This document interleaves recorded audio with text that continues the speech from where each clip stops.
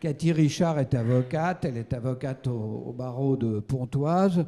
Elle est elle fait à la fois du pénal, du droit de la famille, un peu tout. Elle a une expérience assez large et assez complète donc de tout ça. Et on lui a demandé de nous parler des rapports avec la presse, et puis de nous dire un peu de quelle façon parfois ça facilitait la vie, parfois ça devait la compliquer probablement. Vous savez qu'on accuse beaucoup les avocats d'être les principales sources des journalistes. Enfin, c'est les magistrats qui disent ça. Hein. Bon, en général, ils disent non, mais dans les dossiers, c'est pas nous qui parlons aux journalistes, ce sont les avocats. Voilà. Cathy Richard. Merci beaucoup. Alors bonjour à tous. J'espère que ça va. Ça fait un moment que vous êtes assis et patients. Michel Carli vous parlait tout à l'heure de Rouletabille et vous parlait de Simenon à 16-17 ans, même 14 ans, un jeune Rouletabille. Moi, je vais commencer en vous parlant de Marie-Madeleine Révillon, qui était, elle, une petite femme de 83 ans, qui mesurait 1,50 m, qui pesait 45 kg, et qui était la vieille Rouletabille du Val d'Oise. C'était une journaliste qui avait commencé dans un journal qui s'appelait Le Renouveau dans les années 50 et qui sillonnait le Val d'Oise sur son Solex. Elle avait passé le permis de conduire et acheté sa première voiture à 66 ans. Et on l'appelait Marinette. Et cette femme, elle a été sauvagement assassinée chez elle en 1996, en janvier 1996 pour être précis. Et j'étais toute jeune avocate. Et j'étais de permanence le jour où on a interpellé l'auteur de l'assassinat sauvage de Marinette, qui aurait été appelé un assassinat sauvage, qui était un meurtre, parce que c'était un cambriolage qui avait très très mal tourné. Mais j'étais de permanence et à cette époque, il y avait le couloir de l'instruction avec une porte qui fermait avec un digicode. Enfin, mais on appuyait, ça faisait chlink, chlink, chlink. J'étais assise à côté de mon client du jour.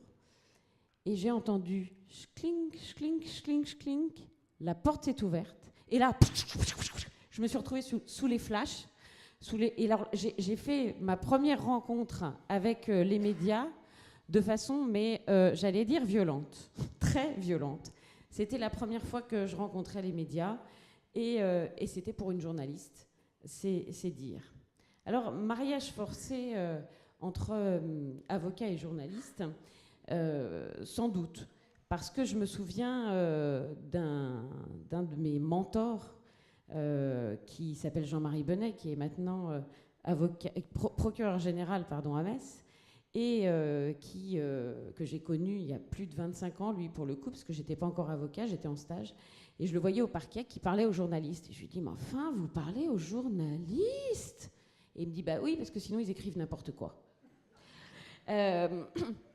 Après, je me suis rapidement dit que oui, d'un autre côté, c'est bien si le parquet parle aux journalistes, mais alors, il n'y a pas de contradictoire, parce que les avocats, eux, ils doivent se taire. C'était une vraie question, et une question qui est restée en suspens. Alors, c'est pas tout à fait tout de suite que les uns ont besoin des autres. On fait leur audimat, de plus en plus, et puis ils font l'opinion. Ça, c'est pas d'aujourd'hui, je le disais. Quand Émile Zola écrivait J'accuse, il était aussi un avocat, et un avocat qui se servait des médias et de la presse pour défendre celui qu'il souhaitait, pour lequel il souhaitait porter un autre éclairage. Alors, vous savez, on vous parle de mariage, il faut savoir avec qui on vous marie, ou on se marie. Donc déjà, on apprend très vite à distinguer la presse écrite quotidienne. Alors la presse écrite quotidienne, quand on est en audience criminelle, c'est ceux qui partent à 17h, parce qu'il faut qu'ils bouclent. Donc c'est ballot, parce que s'il se passe un truc important après, zip, c'est zappé.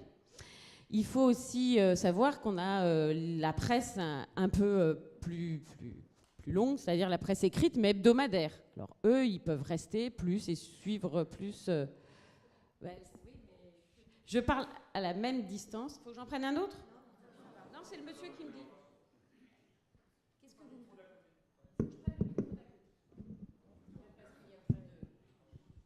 peut-être plus de batterie. Ouais, c'est vrai qu'il est vieux celui-là. C'était celui du chef. Donc ensuite, il y a la presse hebdomadaire. Alors, dans la presse hebdomadaire, en matière judiciaire, je fais une petite parenthèse pour notre ami Détective. Alors, c'est vrai que Détective, c'est le journal le plus particulier qui suit les faits divers, on va dire ça comme ça.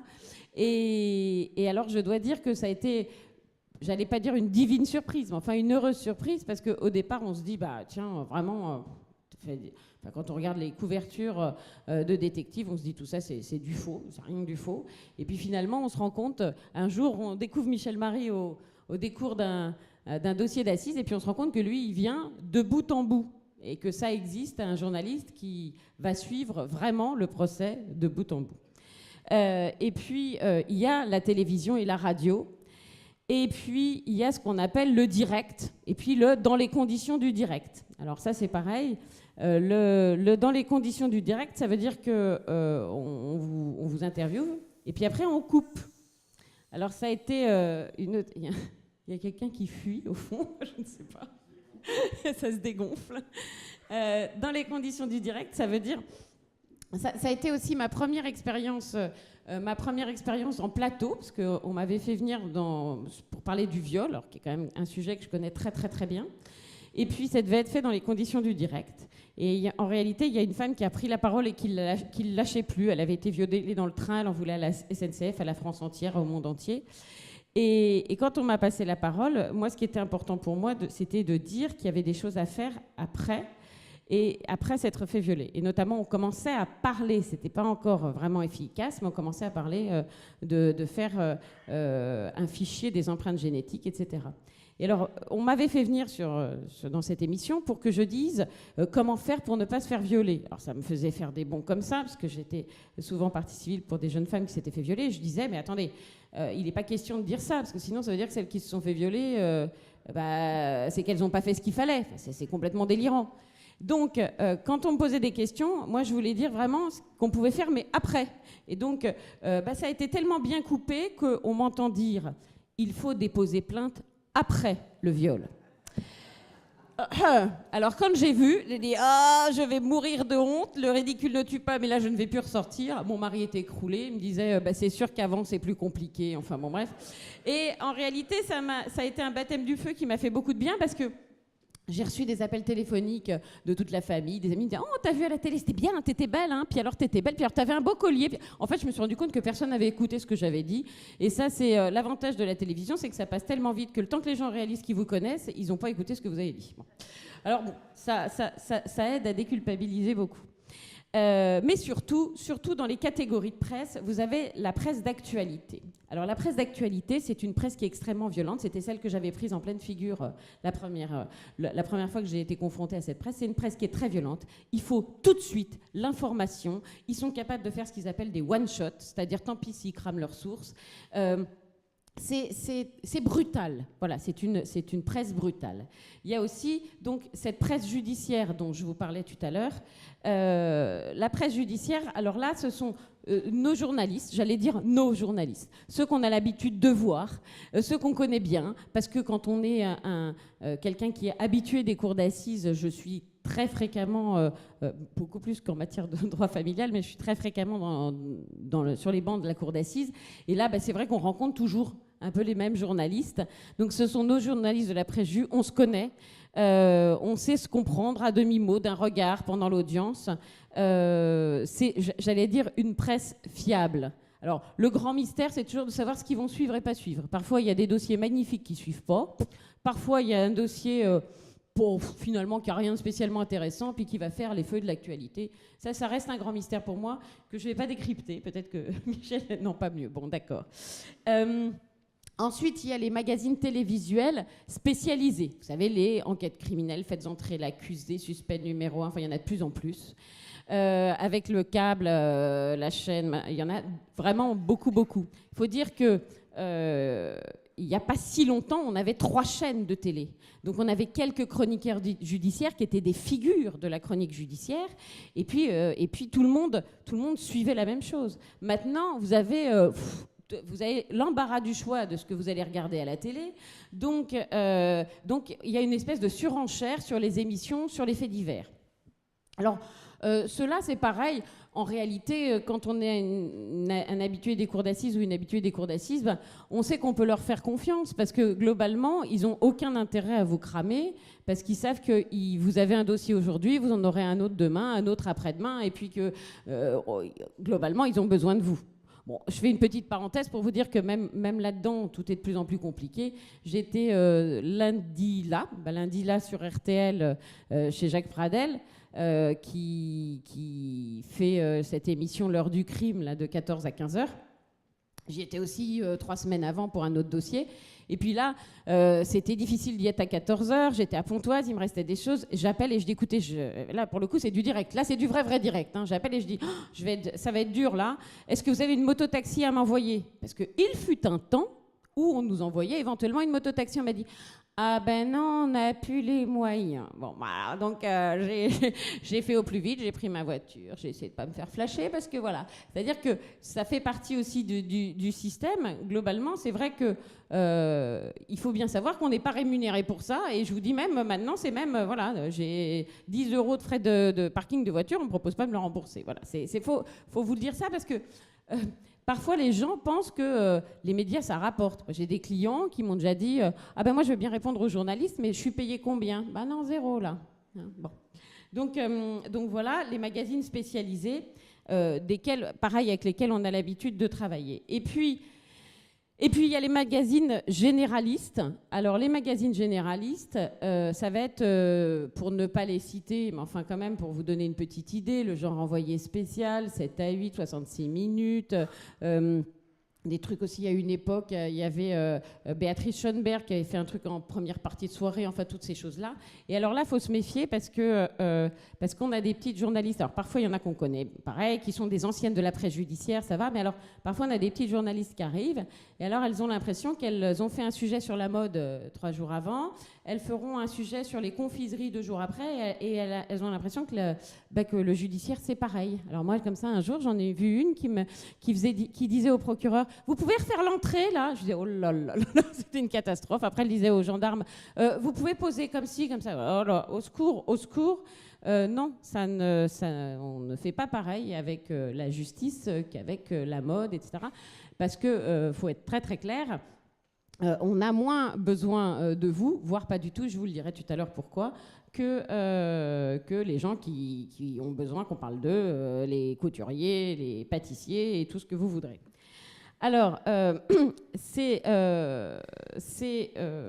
une évolution en 20 ans, une très grande, moi que j'ai constaté en 20 ans, la très grande évolution de ce mariage forcé, c'est qu'on a de moins en moins, proportionnellement, de moins en moins de presse judiciaire, de plus en plus de presse qui va parler de faits divers et de plus en plus de magazines TV.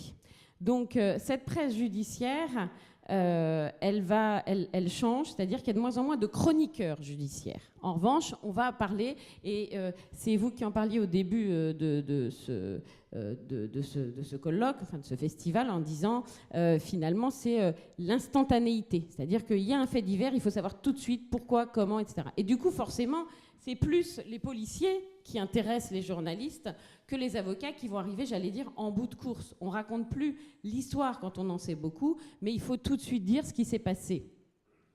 Or, justement, le temps médiatique et le temps judiciaire n'est pas le même.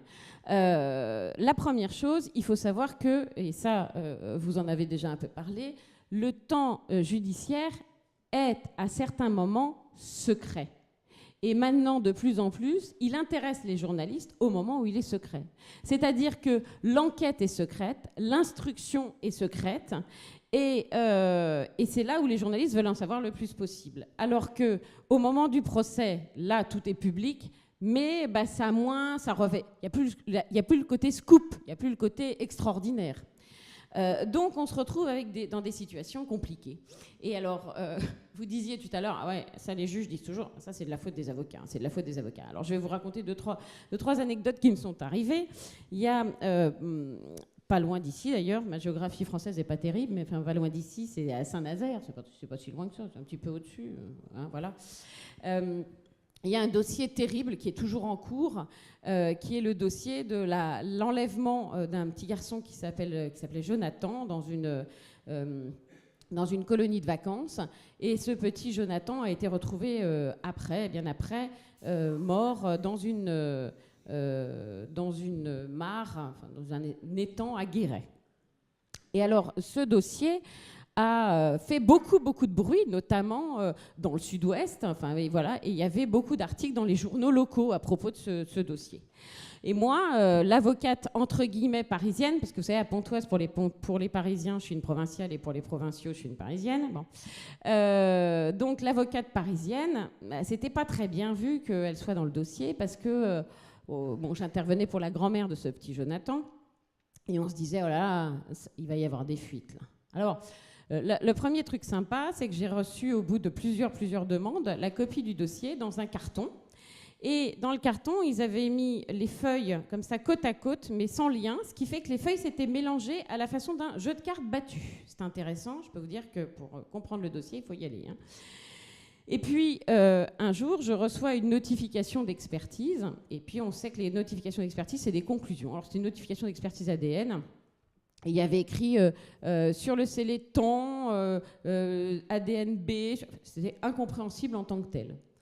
Bon, moi, je me dis, il faut que je regarde ça, il faut que j'aille vérifier tout ça. Et puis, le lendemain, dans le Parisien, il y a un article qui explique mieux que ce que j'aurais pu faire finalement en prenant un peu de temps, que oui, effectivement, on a trouvé un ADN sur un oreiller. Bon, je vous dis tout de suite, ça n'a rien donné parce que c'était tellement bien lavé dans cette colonie de vacances que c'était l'ADN d'un gamin qui était là avant. Mais enfin bref, on retrouve l'ADN. Et là, j'appelle le juge d'instruction peu de temps après en disant, écoutez, voilà, monsieur le juge, moi j'aimerais bien avoir l'intégralité du rapport et pas seulement la conclusion parce que je comprends rien. Il me dit, oui, écoutez, ça suffit. Hein. Maintenant, je sais très bien de qui viennent les fuites. Elles viennent de vous. Enfin vraiment, j'étais dans mon bureau, j'en tremblais. Je disais, mais enfin, monsieur le juge, mais non. Mais, en plus, vous me notifiez un truc qui est incompréhensible, mais pourquoi? Oui, j'ai bien vu que c'était dans le Parisien qui était sorti. Mais je dis, mais enfin, monsieur, il est parti plein. C'est un souvenir épouvantable. J'ai fini par accrocher, j'en tremblais, je me disais, mais j'aurais dû lui dire, et puis j'aurais dû lui dire, puis j'avais rien dit du tout, parce que j'étais complètement séchée par ces accusations qu'on portait contre moi. Et alors, ça m'a, j'allais dire, pas servi de leçon, parce que un soir, à titre tout à fait amical, je reçois chez moi un des juges d'instruction qui a travaillé dans le dossier du Concorde. Et puis, c'est quelqu'un qui est le mari de la marraine de mon fils, donc c'est dire si c'est un ami, mais qui parle pas tellement de ses dossiers. Et puis voilà que ce soir-là, on était en comité très restreint, il y avait eux et nous, hein, donc voilà. Et voilà que ce soir-là, il commence à nous expliquer tout le truc du Concorde. Alors, la lamelle, le truc... Ben, bon, moi, j'écoute d'une oreille distraite, en même temps, je suis à la cuisine, enfin bon. Et il nous explique tout ça. Et le lendemain, je monte dans ma voiture, je mets le contact, j'entends les informations sur France Info, et là, j'entends, dans le dossier du Concorde, nous savons désormais que c'est une lamelle. Enfin bon, et là, il commence à raconter tout ce que lui nous avait dit la veille. Et je suis restée scotchée sur mon volant, comme ça, et toute seule, je me suis mise à pleurer dans la voiture en disant « Il croira jamais que c'est pas moi, il croira jamais que c'est moi ». Le trauma complet, quoi. Jusqu'au moment où il y a eu un deuxième flash info, et qu'en fait, c'était une conférence de presse du procureur de Pontoise qui expliquait lui-même tout ce qui s'était passé. Quand je lui racontais ça, il m'a dit « Mais non, j'aurais pas... » Oui, mais enfin non, bon, hein, on peut aussi imaginer qu'il l'aurait cru. Donc c'est vous dire si on est complètement parano. Et puis finalement, on se rend compte qu'on est les seuls parano, parce que j'avais été contactée dans le cadre d'un dossier où 2 personnes âgées s'étaient fait assassiner en conditions terribles chez eux. Et j'avais été contactée par une série, alors honnêtement, je ne sais plus laquelle c'était, suspect, machin, enfin bon bref. Pour faire un magazine. Je dis, mais attendez, non, l'instruction est toujours en cours, non. Ils nous disent, ah, mais on a déjà dans la boîte la police, on a déjà dans la boîte le procureur, et on a déjà dans la boîte l'avocat de la défense. Moi, j'étais partie civile. Je dis, bah, quand même, l'instruction est en cours, quand même. Bon. Effectivement, ils montrent des images du chef de la police de la PJ de Versailles qui parlait du dossier, du parquetier qui parlait du dossier, et de l'avocat de la défense qui parlait du dossier. Alors, j'ai réussi à trouver une façon de m'en sortir, parce que je me suis dit, je ne vais pas parler du dossier, mais j'ai parlé de mes clients. Et j'ai montré des photos d'eux, j'ai dit comment ils s'étaient rencontrés, quel amour ils avaient l'un pour l'autre. Et ça m'a permis de leur faire des images et de parler effectivement de mes clients, qui est quelqu'un pour parler pour eux, sans pour autant parler du dossier. Mais je vous dis, c'est pas forcément simple. Et puis, il y a aussi le client qui arrive chez vous le matin, avec le journal lui-même, et qui dit « Vous me l'aviez pas dit qu'ils étaient entendus, eux ?» Non, mais d'un autre côté, je ne le savais pas non plus. Donc, il faut savoir que les policiers travaillent sur commission rogatoire des juges d'instruction. Donc, ils continuent l'enquête. Et nous, on n'y a accès que quand la commission de rogatoire revient dans le bureau du juge, qu'elle est cotée par la greffière et qu'on peut y accéder. Donc, entre-temps, il se passe plein de choses. Et il se passe plein de choses, on n'a pas forcément accès à tout ça. Et parfois, nos clients, ils l'apprennent par la presse. Je ne vous dis pas, ce n'est pas les meilleurs moments qu'on peut passer non plus. Même si on leur explique qu'on ne peut pas savoir, ce n'est pas très facile. Alors, je fais le plus vite possible. Dans ce mariage, il y a aussi parfois le mariage d'amour. Et donc, si avant, du temps de cette presse judiciaire magnifique, des chroniqueurs judiciaires qui étaient passionnés, passionnants, et les gens attendaient les chroniques judiciaires, et ils écoutaient les chroniqueurs judiciaires avec beaucoup d'intérêt, on avait aussi, du coup, des avocats stars. Mais c'était des avocats stars pour ce qu'ils savaient faire. Hein, je vous parle d'Isorni, de Florio, de Moreau de Giaferi, qui étaient des ténors, des gens qui portaient la robe et qui la faisaient vibrer. Mais les choses ont bien changé. Les choses ont bien changé et j'en veux pour preuve ce qui m'est arrivé il y a quelques années. Alors François Périlleux vous parlait tout à l'heure d'une femme aide-soignante qui avait assassiné ses 2 enfants handicapés. Moi, j'ai défendu il y a quelques années de ça une femme qui s'appelle Lydie Deben. Et Lydie Deben avait eu une petite fille très lourdement handicapée à la naissance. Et alors que cette petite fille était devenue une adulte de 28 ans, et que son handicap s'aggravait et qu'a priori tout le monde avait trouvé. Ça marche bien parce que j'entends que ça coupe à des moments. Ça coupe à des moments, hein. On est bien d'accord. Hein. Bon, donc... Oui, c'est la censure. Et donc, on lui avait dit que ses souffrances ne s'arrêteraient pas, elles augmentaient. Et donc, Lydie Deben a décidé d'assassiner sa fille. Sa fille aimait prendre des bains. Elle lui a coulé un bain, elle lui a mis un maillot de bain et elle lui a enfoncé la tête sous l'eau. Elle a essayé de se suicider ensuite de la même façon. Elle a pris des cachets, mais son mari est rentré et elle a été sauvée et non sa fille. Donc, j'ai défendu Lydie Deben. Et peu avant l'audience, je lui dis « Mais Lydie, pour vous, c'est un crime que vous avez commis ou c'est un acte d'amour ?» Elle me dit « Moi, je n'ai pas commis de crime. Pour moi, c'est un acte d'amour. » J'ai dit « Je vais le plaider. » Et donc, devant les assises, c'est ce que j'ai plaidé. J'ai dit au juré « Prenez ma main et je vais vous emmener dans le quotidien de cette femme et je vais vous emmener dans le quotidien de cette jeune fille et vous verrez si à la fin, vous trouvez que c'est criminel. » Et Lydie Deben a été acquittée. Lydie Deben a été acquittée et les jurés ont répondu non. Elle n'a pas commis un crime alors que Lydie Deben reconnaissait avoir assassiné sa fille.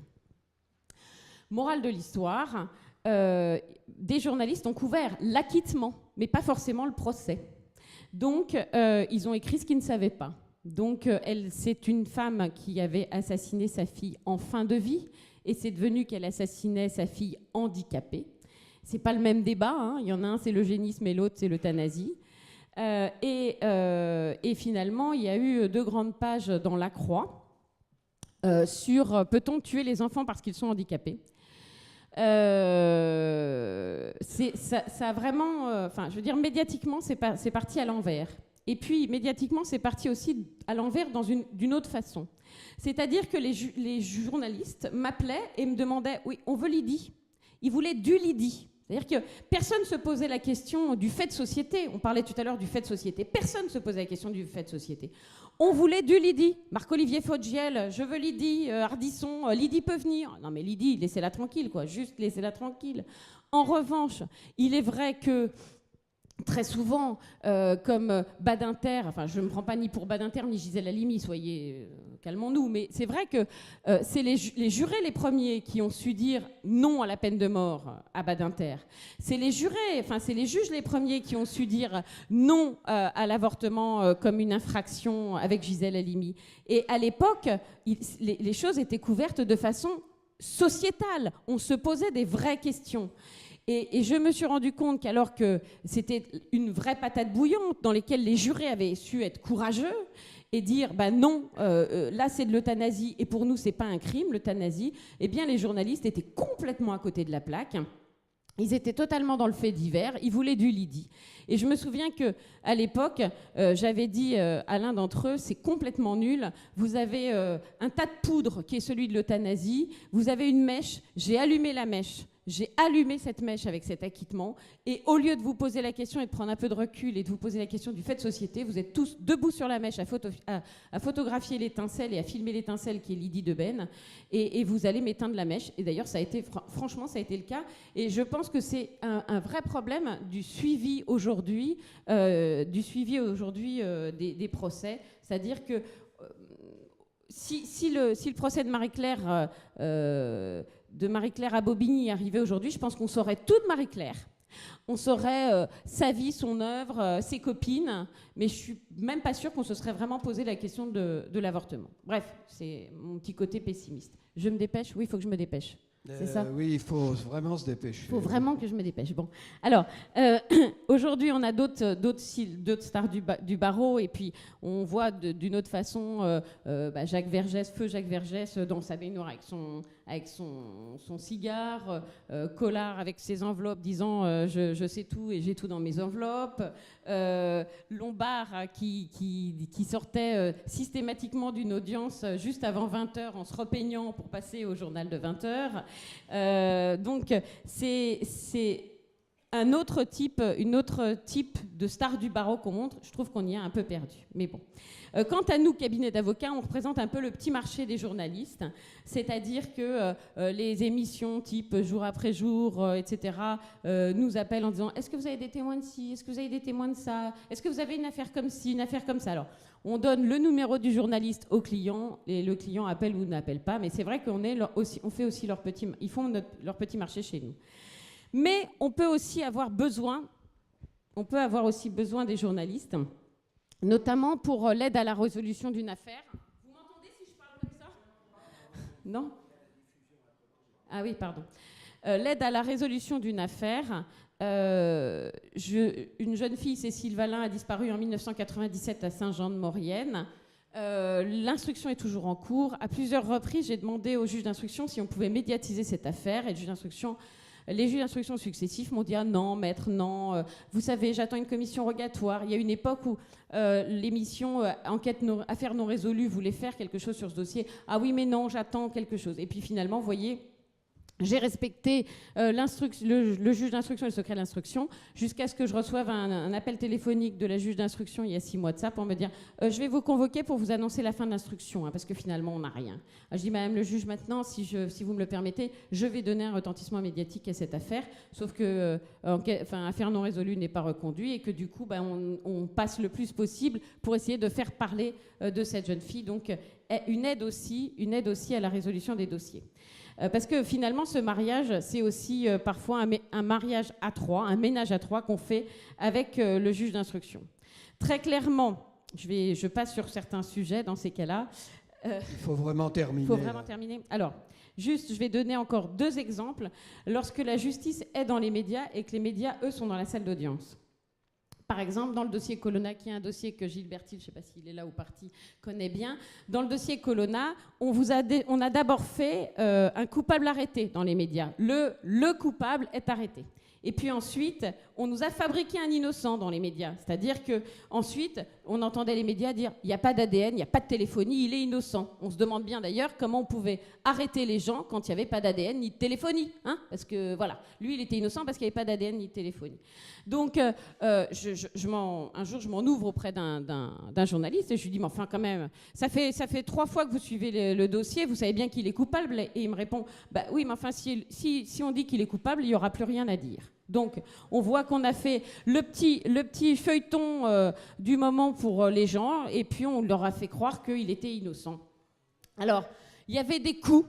Alors, il y a eu le coup des médecins légistes, parce que les médecins légistes disaient tout à l'heure, François, on ne dise pas de bêtises, ça leur arrive quand même, hein, puisque on sait que Erignac avait une balle était rentrée dans la nuque, elle était ressortie par le front, mais le médecin légiste est venu nous expliquer en long, en large et en travers pourquoi ça ne pouvait pas être Colonna, parce que Colonna était plus petit qu'Erignac et le tueur était forcément plus grand.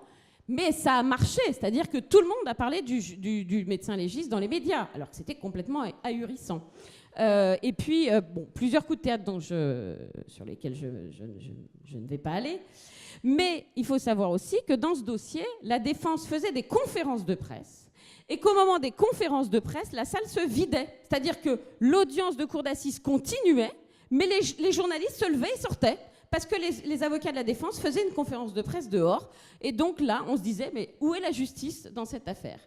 Quant à l'inverse, j'ai vu récemment dans un dossier pour lequel j'étais partie civile également, le dossier de Jamel Lelmi, le tueur aux assurances vie, aux assurances décès. Là, pour le coup, c'est la défense qui se servait des médias. C'est-à-dire qu'on avait l'avocat de la défense qui brandissait les articles de journaux en disant à la victime « Vous avez fait une interview et vous faites ça sur la photo. Oui, j'ai fait ça parce que j'ai survécu. Oui, mais parce que vous voulez vous venger. C'est un V comme vengeance. » Et puis l'avocat de la défense aussi disant « On peut se coucher sur quelqu'un qu'on aime alors qu'il y a eu un accident. Regardez, je vous passe une émission de télé où on voit ça. » Enfin bon. Donc là, c'est les médias qui étaient arrivés dans la salle d'audience. Alors, je termine en vous disant que, comme en amour, le mariage avocat-journaliste, eh bien, ça peut fonctionner. Mais pour ça, il faut apprendre à se connaître.